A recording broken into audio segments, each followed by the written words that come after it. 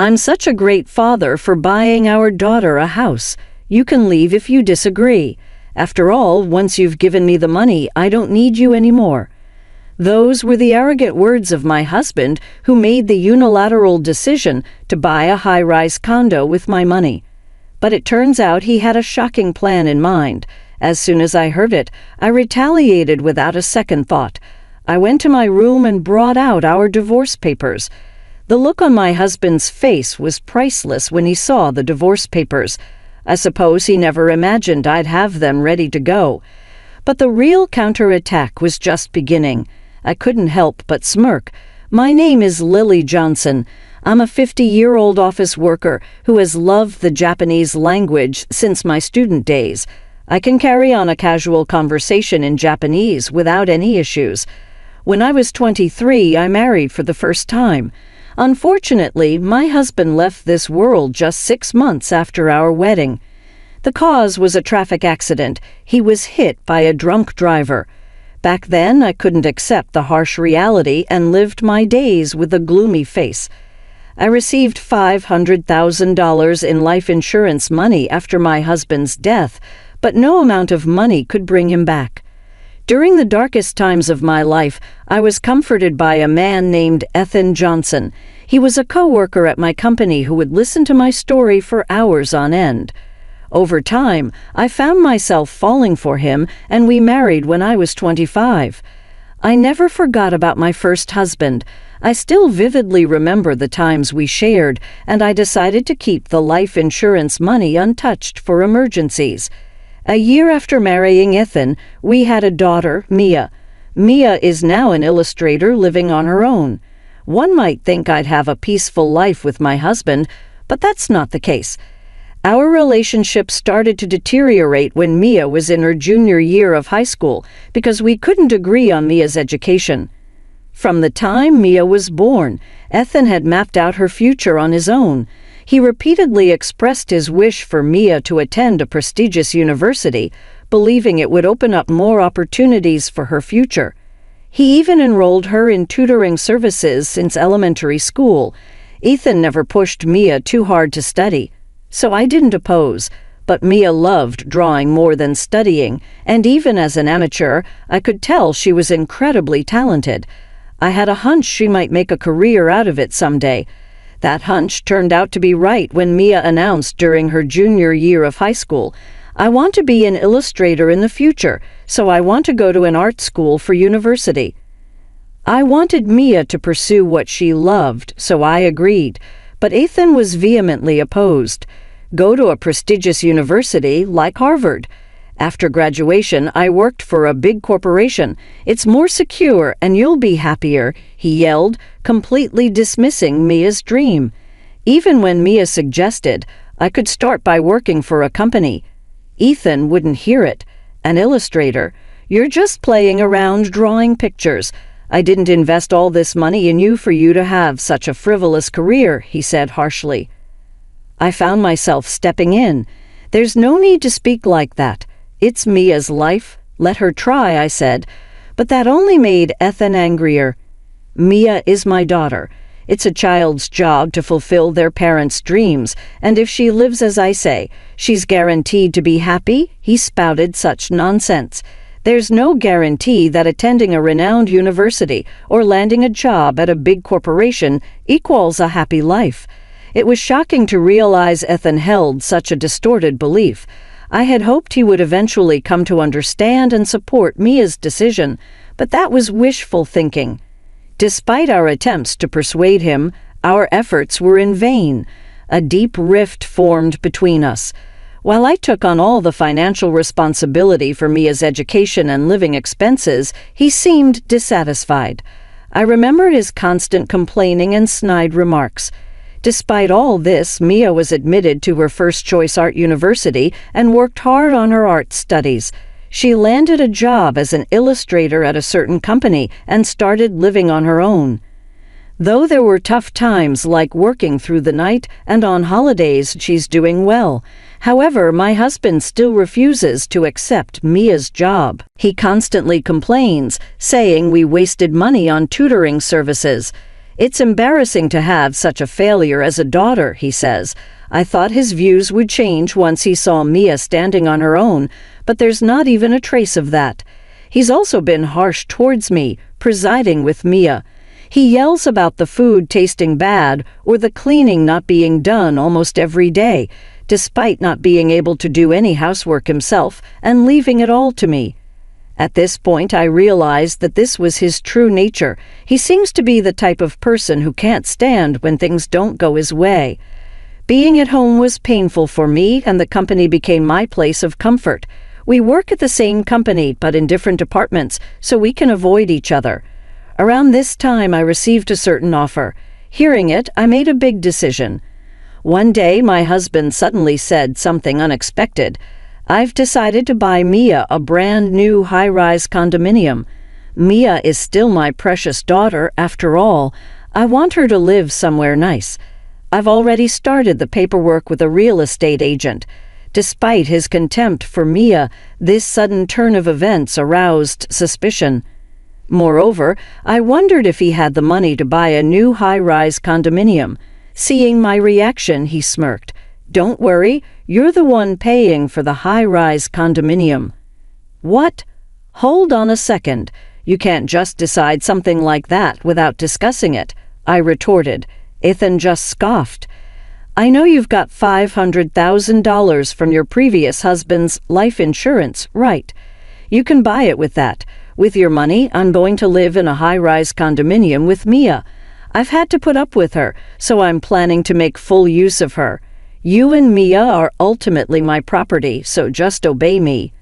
A surge of anger rose within me. He had decided to buy the high-rise condominium despite me and Mia. I couldn't comprehend his way of thinking. Incredibly, he carelessly revealed his scheme and intention. Besides, there was no way I was going to let my important life insurance money be used for such a thing. I am truly a good father, buying a house for my daughter. If you oppose, it's divorce. Just give me the money and I'm done with you. The moment I heard that, I struck back without mercy. I went to my room and brought out divorce papers. "Fine, here, divorce papers." When I showed him the divorce papers, he was stunned. He must not have expected me to have them. "But the real retaliation starts here," I smirked, facing my bewildered husband. I explained what I had been considering for some time now. I can't trust a man who discriminates against his own daughter like that. "I'm tired of living a life where I'm constantly criticized by you. I have decided a while ago to divorce you. I was just waiting for the right time to bring it up, and then you said you wanted a divorce. It worked out just fine." He must have intended the divorce talk to be a threat. Completely flustered, he stammered, "You see." Ignoring him, I filled in the divorce papers. "Come on, you write it down too. You want to be free from me too, don't you?" When I urged him, he reacted in rage. "What do you mean, divorce? It was just a joke. What are you thinking about bringing out divorce papers?" Hearing that, my anger reached its peak. "I don't understand you either. I don't understand why you would buy a high-rise condominium just because of your family. If you say we can't divorce, I'm willing to consult a lawyer." Then, begrudgingly, he filled in the divorce papers, but he was furious, saying, "Remember this. It seemed like he would retaliate in some form if I stayed in the house." I immediately left the house and submitted the divorce papers to the office. Then, when I reported everything to Mia by phone, she was also as angry as I was at my husband's outrageous behavior. "That's terrible. You're right to divorce him. You can stay in my condo for a while," she said. So I decided to take her up on her offer. That night, Mia and I discussed and planned to retaliate against my husband. Then, about a week later, on a day off, Mia and I visited the house where my husband, or rather ex-husband, lives. Even though it had only been a week since we left, the house felt like someone else's. When we rang the doorbell, he came out immediately. "What do you two want? Did you come to apologize for what happened?" My ex-husband looked down on Mia and me with a condescending gaze. I was quite irritated, but I swallowed my anger and spoke in a slightly weak voice. That's right. I came to apologize because I thought I had done something wrong. I'm sorry, Dad. Mia also made a remorseful face, quite an actress. However, the ex-husband didn't realize it was a performance and seemed genuinely pleased, saying, I see. So you've decided to reflect on your actions. I'm happy. However, he seemed curious about the bags we were carrying. What are you doing with all those bags? We were carrying bags that were filled to the brim in both hands. The bags were tied up so you couldn't see inside. I took a stack of $10,000 bills from one of the bags. By the way, this was real money. I thought it was wrong what I did to you, so I decided to give you my late husband's life insurance money. You can live in a high-rise condominium with Mia. With this money, there's $500,000. Can you put it in the safe?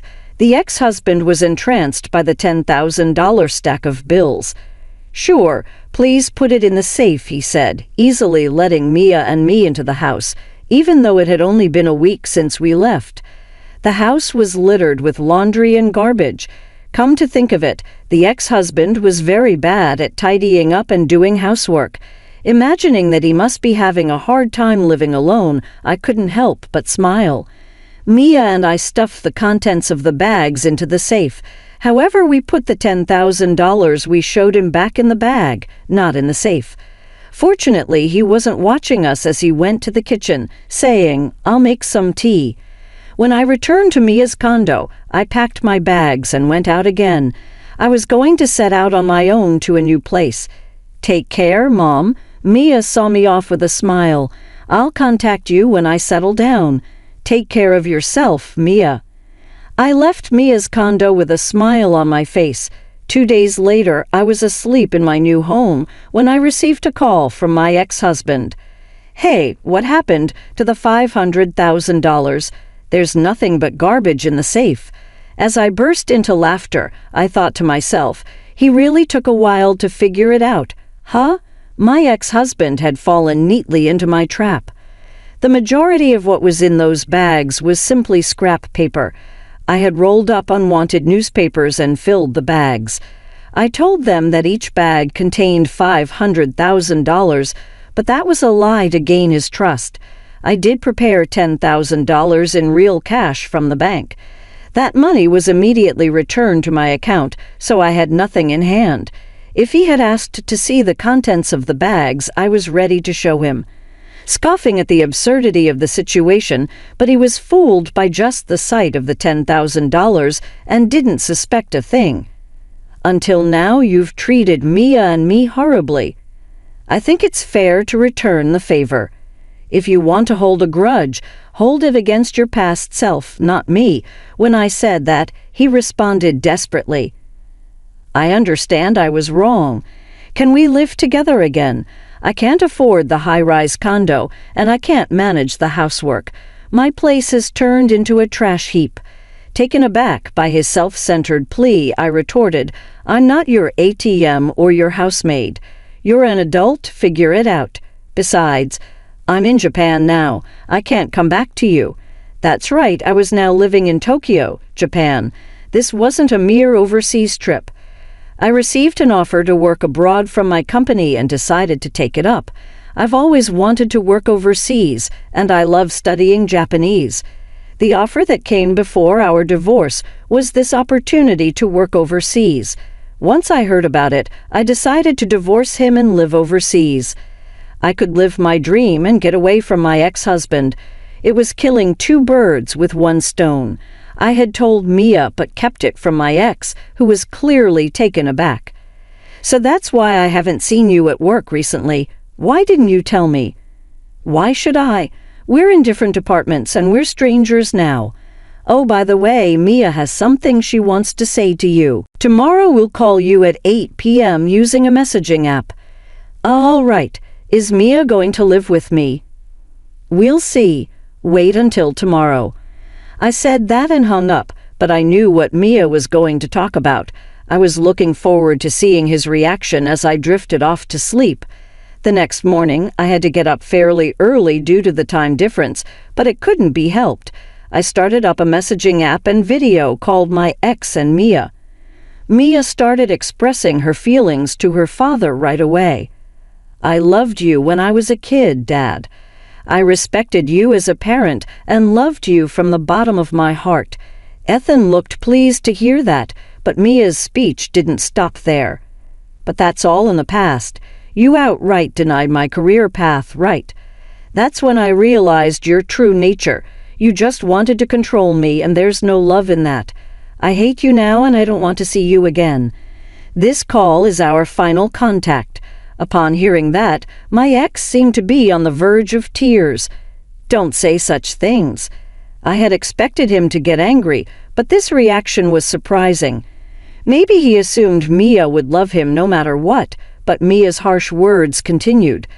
"This is how I really feel, Dad. You need to reflect on how you hurt Mom all this time. Also, I moved out, so there's no point in going to the apartment where I used to live. Don't use detectives or anything to forcefully find out my new address." That's all I wanted to say. I also told him something I had forgotten to mention earlier. I've explained the circumstances of our divorce to our workplace, relatives, and your parents. I don't think relying on them will do you any good. Well, goodbye. Once Mia ended the video call, I also ended mine. My ex-husband was pleading, "I'm sorry. It's all my fault. I apologize, so please give me another chance." But I didn't care about that anymore. Later, when Mia and I talked, she said, "I feel so much better now that I've said what I wanted to." I felt relieved after seeing my ex-husband in distress too. Apparently, it became uncomfortable for my ex-husband at his workplace. Though he resigned, he was disowned by relatives and his own parents. He couldn't buy the high-rise condominium and had to cancel. Moreover, he caused a scene at Mia's workplace, trying to call her out at the reception desk. He was immediately locked out and banned from the premises. My ex-husband, who kept repeating his selfish behavior, ended up losing everything instead of gaining anything. He seems to have lost all his energy and is now living as a recluse at home. A colleague wanted to ask him something about the handover of work and tried to contact him, but he didn't answer. The colleague went to his house reluctantly, where he found my ex-husband looking lifeless with a thick beard. He looked like a ghost, and a bad smell was coming from the room. According to the colleague, his house is probably in a state of a garbage dump. Looking at my ex-husband living such an unfortunate life, I couldn't help but think he got what he deserved. On the other hand, I am enjoying my job overseas. I do hit cultural barriers being surrounded by foreigners, but I overcome them by carefully communicating. I can use my proficiency in Japanese, and I'm really glad I transferred overseas. Mia is working hard as an illustrator, and it seems like she's been given some big projects recently. "I have a lot of meaningful work, and it's fun," she said over the phone. "It's a joy for me as a parent to see my daughter doing what she loves despite all the hurdles. Both Mia and I are starting to shine in our lives."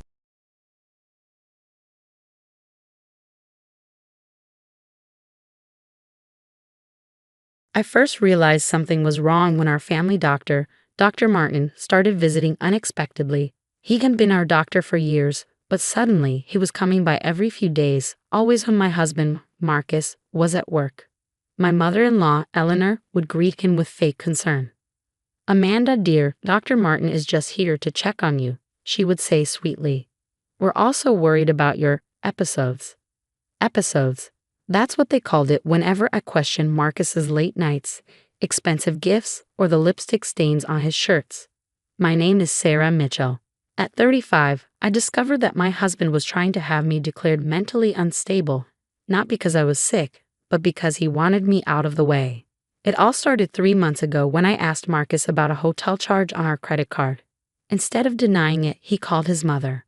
The next day, Eleanor moved in, saying, "Just until you're feeling better." Soon my sister-in-law, Kate, started visiting daily, acting worried and spreading rumors about my behavior. I might have believed them if I hadn't overheard a conversation in the garden. Kate was saying, "The resort is booked for June. Jessica is so excited about the wedding. We just need to take care of Amanda before then."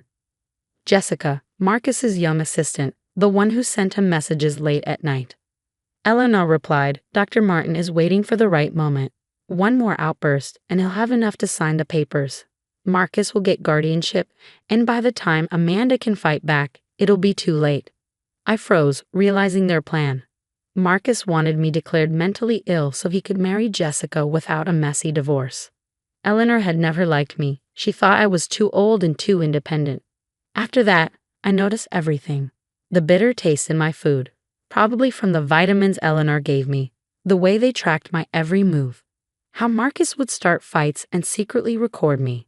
But I wasn't going to let them win.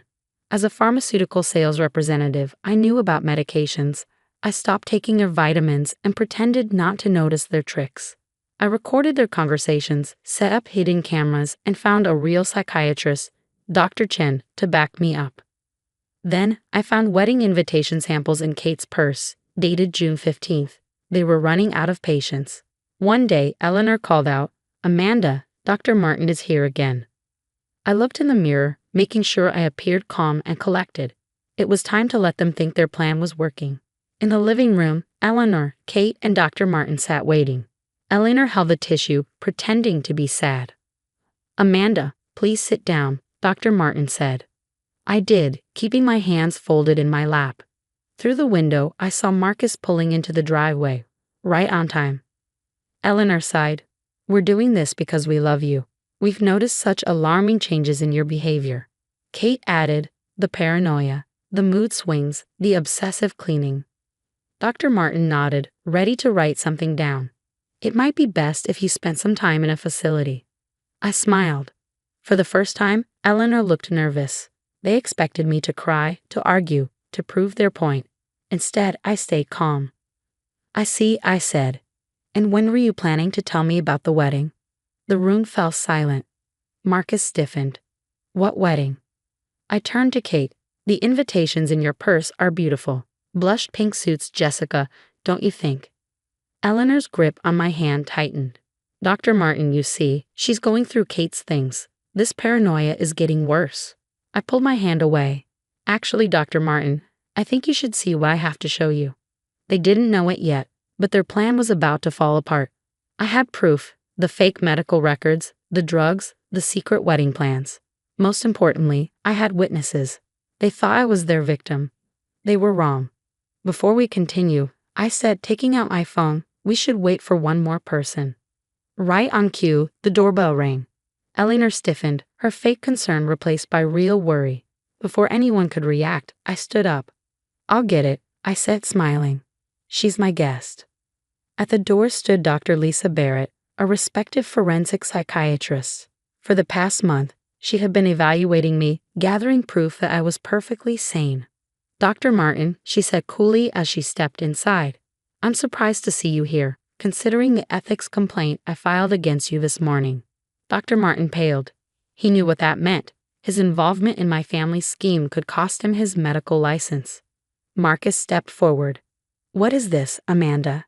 I sat down, feeling calmer than I had in months. Let's talk about the medications Eleanor's been mixing into my food. That's ridiculous, Eleanor snapped, but her hands trembled as she clutched her tissue. Dr. Barrett set down her briefcase. Actually, lab tests confirmed that food from this house contained substances known to cause anxiety and confusion. Care to explain, Dr. Martin? Kate jumped up, her face red. See, this is what we mean. She's acting paranoid, collecting food samples. We also have this, I said, holding up my tablet. I pressed play. Eleanor's voice filled the room. Once she's committed, Marcus can file for emergency custody. The lawyers say he'll be able to handle all the property matters without her consent. Marcus lunged for the tablet, but I didn't flinch. That's just a copy. The originals are already with the authorities, along with the wedding invitations and your prenuptial agreement with Jessica. The room erupted into chaos. Eleanor sobbed, real tears this time. Kate shouted about privacy. Dr. Martin looked ready to disappear. Marcus just stared at me. How long have you known? About Jessica? From the start. About your plan to have me committed. Long enough to build an airtight case. I turned to Dr. Barrett. Would you say I seem mentally unstable? Not at all, she replied. In fact, you've remained remarkably clear-headed, despite their efforts to manipulate you. Eleanor made one last attempt. She's tricked you. She's hiding her symptoms. You mean the ones you tried to create with unprescribed drugs? I asked. Our security cameras caught you tampering with my food. The police are very interested in that footage. The word police hit them like a slap. Marcus collapsed into a chair, pale. The police are involved. Falsely committing someone is a serious crime, Dr. Barrett said, as is drugging them and trying to take control of their assets. I stood smoothing my slacks. Divorce papers will be delivered tomorrow, and I've filed a restraining order against all of you. I turned to Eleanor. You should start packing. I want you out of my house within the hour. Eleanor scoffed. This house belongs to the family. Check the deed, I said. Marcus signed it over to me last year to avoid tax issues. One of the few times his shady accounting worked in my favor. Kate opened her mouth, but Marcus stopped her. He knew I was right. What do you want? He asked quietly. I want you to leave, I said simply. The police will be here soon, and I'm sure you'll want to call your lawyers first. They fled.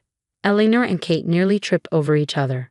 Dr. Martin mumbled about another appointment and rushed out. Marcus lingered at the door. I never thought you'd figure it out, he admitted. You always seemed so trusting, naive. I finished. That worked in my favor. While you were busy underestimating me, I was documenting everything. After they left, Dr. Barrett helped me gather the last bits of evidence, more drugs hidden in the kitchen, notebooks full of their fake reports about me. Are you sure you want to press charges? She asked. You could just divorce him and move on. I thought about the fear they tried to instill in me, the way they tried to make me doubt my own mind. They need to face consequences, I said, not just for me, but so they never do this to anyone else. As I walked Dr. Barrett out, I caught my reflection in the window. I looked stronger.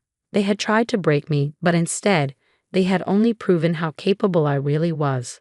For the first time in months, the house was quiet, a peaceful quiet, the kind that comes from taking back control of your own story. 3 months after that confrontation, I sat in my lawyer's office reviewing the final divorce settlement. Marcus had tried to fight it at first, but the evidence was overwhelming. Between the recordings, the documented attempts to drug me, and Dr. Martin's eventual confession, he had no choice but to agree to my terms.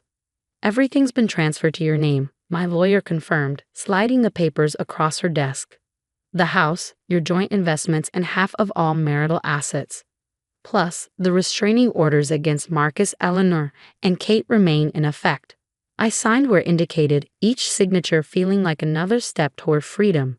What happened with Dr. Martin's medical license? Suspended pending further investigation. The medical board was particularly interested in Eleanor's admission that she'd been getting prescription medications from him to spike your food. The criminal charges had shocked our social circle. Eleanor's country club friends suddenly couldn't remember her name. Kate's wedding planning business lost most of its clients. Apparently, people were hesitant to trust someone who'd helped plot a false psychiatric commitment. As for Jessica, Marcus's young assistant turned would-be bride, she'd abandoned him the moment she realized there would be no luxury lifestyle waiting for her. Last I heard, she'd taken a job in another state, desperate to escape the scandal. I left my lawyer's office and drove to my favorite cafe, where my friend Beth was waiting. She'd been my rock throughout this ordeal, helping me gather evidence and keeping me sane when I doubted myself. So it's really over, she said as I sat down. How does it feel? I thought about it as I stirred my coffee. Liberating, but also sad, in a way. Not because I miss them, but because I can't believe they thought so little of me that they believed their plan would work. Their biggest mistake was underestimating you, Beth said firmly. They saw what they wanted to see, the quiet, accommodating wife who would never fight back. She was right. For years, I played that role, smoothing over conflicts and keeping the peace.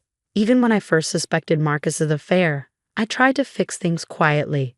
That's what they counted on, my tendency to avoid confrontation. Did you hear about Eleanor? Beth asked, lowering her voice. She tried to join the hospital board last week. They turned her down flat. Apparently, conspiring to have someone falsely committed doesn't look good on a resume. I couldn't help but laugh. Eleanor had always been so proud of her social standing, her committee memberships, her position in society. Now she was experiencing what it felt like to be an outsider. Marcus wasn't faring much better. His law firm had asked him to take an indefinite leave of absence once the story broke. No one wanted a lawyer who had conspired to have his wife committed for convenience. The house feels different now, I told Beth. Peaceful. I repainted everything, rearranged the furniture. It finally feels like mine. And the new security system probably helps, she added with a grin. I smiled, thinking of the state-of-the-art cameras and alarms I had installed. Not because I was afraid, but because I learned the value of protecting what was mine. That evening, I walked through my house, appreciating the quiet. The guest room where Eleanor had stayed was now my home office. Kate's favorite snooping spot in the garden had been replanted with roses. Every space they had tainted had been reclaimed and renewed. My phone buzzed with a text from Dr. Barrett. Thought you'd want to know. The medical board's investigation is expanding. Looks like you weren't Dr. Martin's first convenient diagnosis. I wasn't surprised. People like them rarely tried something like this just once. But I had stopped their pattern, not just for myself, but for anyone else they might have targeted. As I got ready for bed, I caught myself smiling at my reflection. The woman in the mirror looked nothing like the one they had tried to paint as unstable. She was strong, confident, and utterly sane, perhaps the sanest person in that whole situation. A year ago, I would have been devastated by their betrayal, but now I realized it had given me something valuable. The knowledge that I was stronger than anyone, including myself, had believed. I picked up my journal, a real one this time, not the fake symptom diary they had wanted me to keep, and wrote one final entry about the experience. They thought they could break me by making me doubt my own mind. Instead, they showed me exactly how strong it is. Sometimes the people who try to tear you down end up revealing just how unbreakable you truly are. The doorbell rang, pulling me from my thoughts. Through the security camera, I saw Beth holding up takeout bags and wine. A regular girls' night, something Eleanor had always disapproved of. I smiled and went to let her in. Life wasn't just back to normal, it was better than normal. I was free, strong, and surrounded by people who actually cared about me. Sometimes losing a toxic family is the healthiest thing that can happen to you. And the best revenge, living well, knowing they have to live with the consequences of their own actions.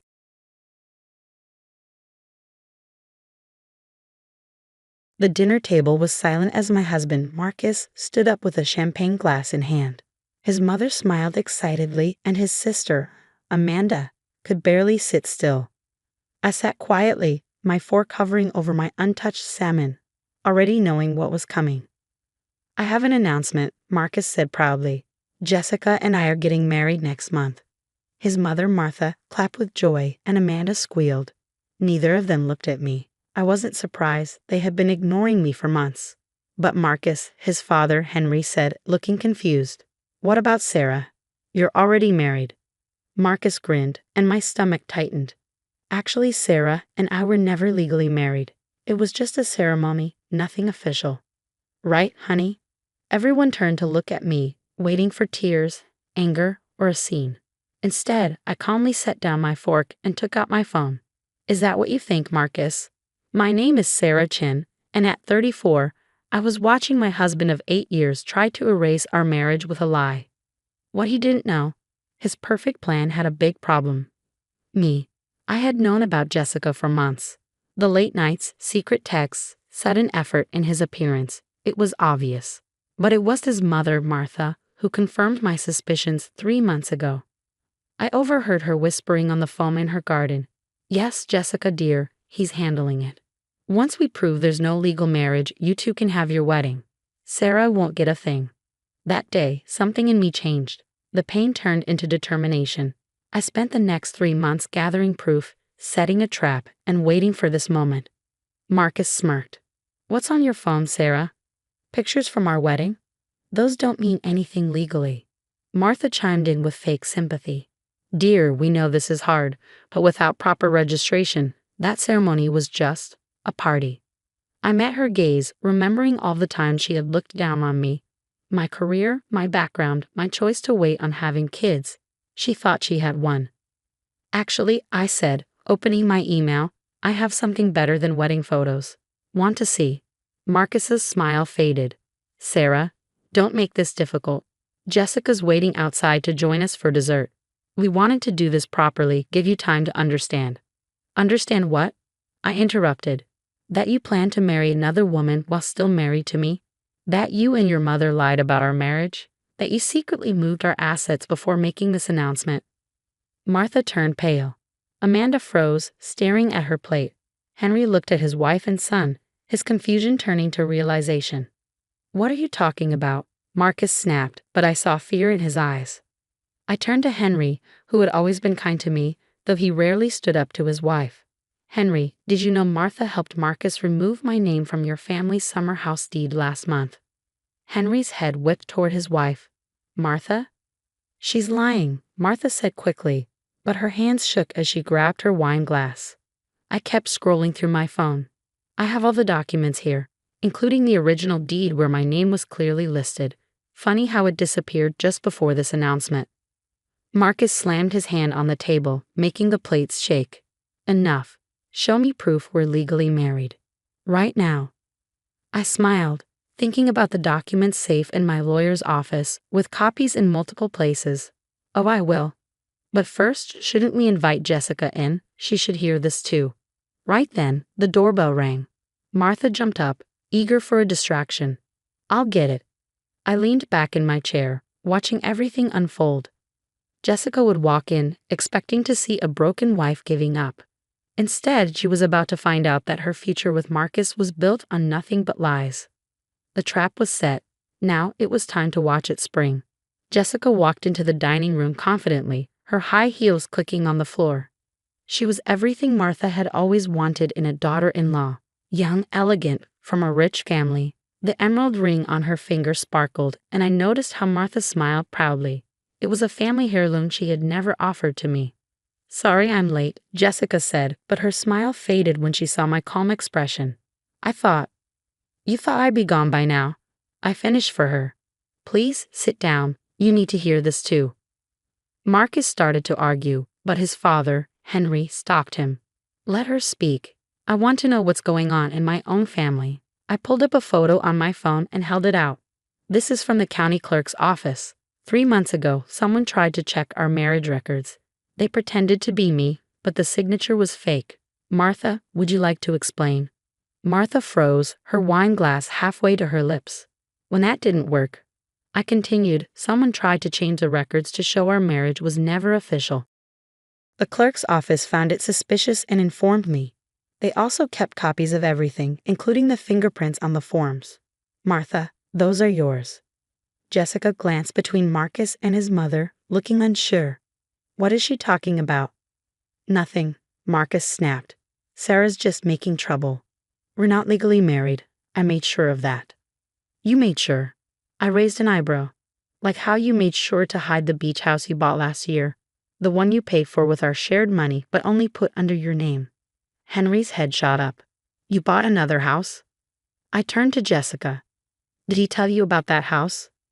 Or about the secret account he's been moving money into for the past 6 months? Jessica's face went pale. Marcus.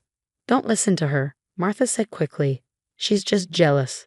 Marcus told us you're perfect for this family. Young, able to have children, unlike someone who's too focused on her career.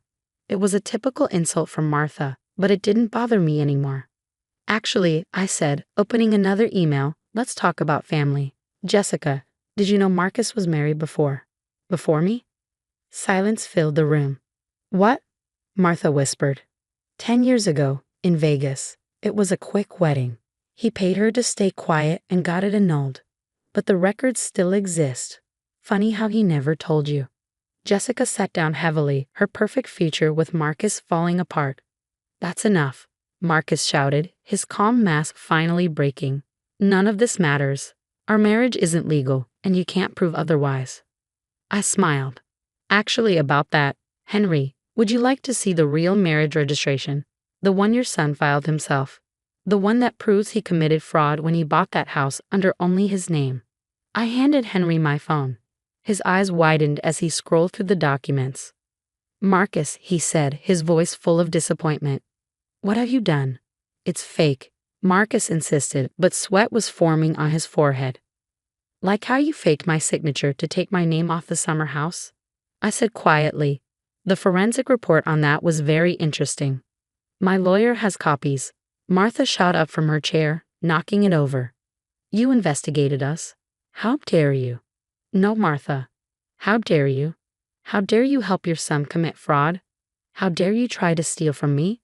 The clerk's office already filed a report about your actions. Jessica stood up, pulling off the emerald ring and dropping it on the table. You told me she agreed to step aside, she said to Marcus, her voice shaking. You said everything was taken care of. Jessica, wait. Marcus reached for her, but she stepped back. My father's a judge, she said, tears in her eyes. What do you think he'll say about this? Then she turned and walked out, her heels clicking quickly as she left. A moment later, we heard her car start and speed away. Martha collapsed back into her chair, looking shocked. This isn't how this was supposed to happen. No, I agreed, standing up. You thought I was still the naive woman who married Marcus 8 years ago. The one who ignored your insults, who tried so hard to earn your approval. But people change, Martha. They learn. They prepare. I turned to Marcus, meeting his eyes. The divorce papers will arrive tomorrow. I suggest you read them carefully, especially the part about your forgeries. My lawyer is very thorough. You can't do this, he whispered, defeated. I already have. I picked up my purse and looked at Henry. I'm sorry you had to find out like this. You deserved better than a son who lies and a wife who helps him. As I walked toward the door, I heard Henry push back his chair. Martha, he said sternly, we need to talk. And Marcus, call your lawyer. You're going to need one. I stepped outside into the cool evening air, feeling lighter than I had in months. Behind me, I heard Martha's panicked voice and Marcus's weak excuses, but none of it mattered anymore. I had the truth, the proof, and most importantly, my freedom. And I wasn't finished yet. The weeks after that dinner went exactly as I planned.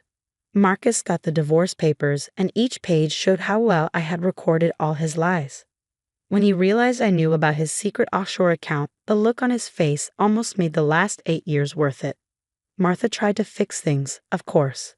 One morning, she showed up at my office, looking as elegant as ever, holding a fancy handbag I had once admired. Sarah, dear, she said sweetly, surely we can talk this through as a family.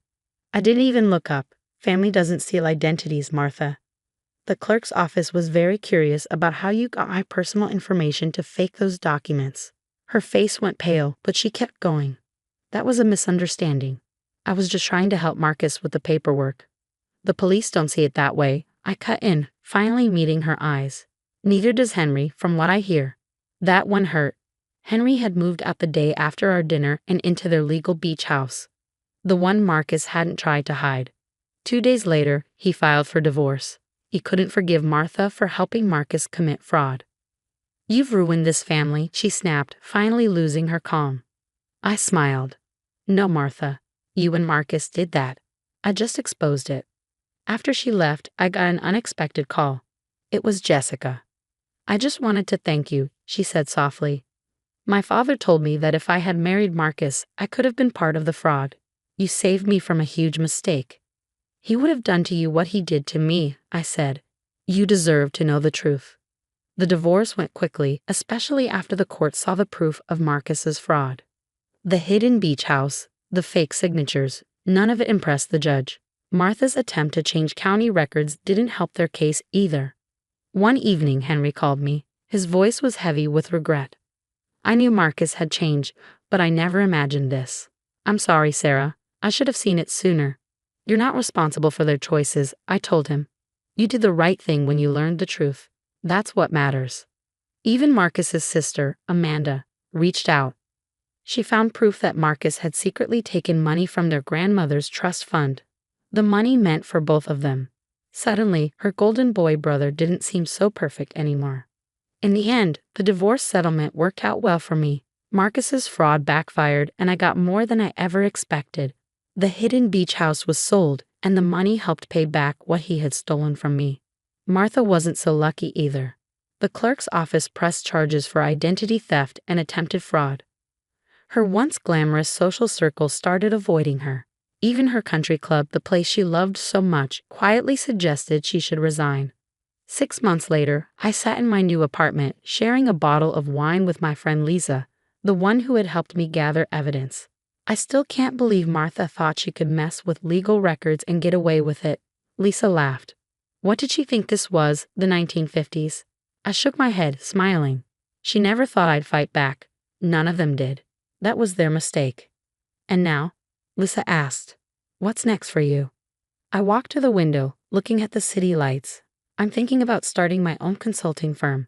I've certainly learned a lot about uncovering fraud. We laughed, but I was serious. Through this whole mess, I had discovered a strength I never knew I had. Marcus and Martha had tried to erase me from their lives, to write me out of their story. Instead, they helped me write my own. One of strength, preparation, and victory. Marcus, last I heard, was living in a small apartment, his reputation ruined. Jessica had moved away to escape the scandal. And Martha? She was doing community service, her perfect social status crumbling. Henry called me sometimes to check in. He was rebuilding his life, focusing on Amanda and their grandmother. We met for coffee now and then, two people healing from the same betrayal, finding comfort in the truth. As I watched the sunset, I felt completely at peace. Marcus had thought he could erase me, start over like I never existed. Instead, he gave me the push I needed to fight back, not with anger, but with intelligence and preparation. Sometimes the best revenge isn't about getting even. It's about coming out stronger, wiser, and completely free. I raised my glass to that truth, grateful for everything I had learned and for the future ahead.